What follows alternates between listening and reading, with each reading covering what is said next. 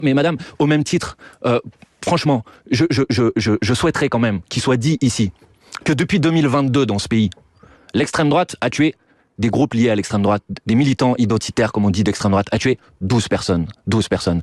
Et pardon de vous le dire, jamais vous n'avez fait d'émission spéciale pour parler de leur nom. Jamais vous n'avez affiché leur visage. Jamais vous avez raconté votre parcours. De qui vous parlez, Emmanuel Des médias de manière générale. Et tout le monde le sait. Quand le mais pardon, non, vous pouvez pas lâcher des choses comme ça. Vous pouvez pas laisser entendre. Si je le dis, vous allez me démontrer l'inverse. Vous pouvez pas laisser entendre vous allez me démontrer l'inverse. Et vous savez bien, Emmanuel, vous avez fait une émission spéciale sur le rugbyman Federico Aramburu, qui a été bien sûr qu'on en a parlé. Évidemment qu'on en a parlé. Et qu'il a été assassiné par des gens qui ont été membres du GUD.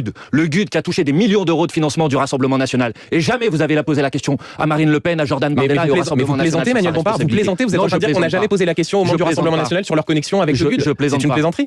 Non, pas sur leur connexion avec le GUD, sur la situation et la mort de ce rugbyman argentin, monsieur Aramburu. Ça, vous en avez jamais parlé. Les 12 personnes dont je suis en train de parler, je suis désolé de vous le dire, ça me fait pas plaisir de vous le dire. Et ça n'enlève rien au caractère dramatique de la mort de ce jeune homme. Mais ça, c'est une réalité. Il se trouve qu'on est dans une situation là où on est en marge d'une conférence d'une eurodéputée de la France Insoumise et que un collaborateur parlementaire d'un député de la France Insoumise est potentiellement mis en cause. Je ne suis pas en train de vous dire qu'il ne faut pas en parler. C'est évidemment légitime d'en parler. Je vous dis juste que quand vous parlez d'un drame comme celui-ci, vous devez aussi parler des autres.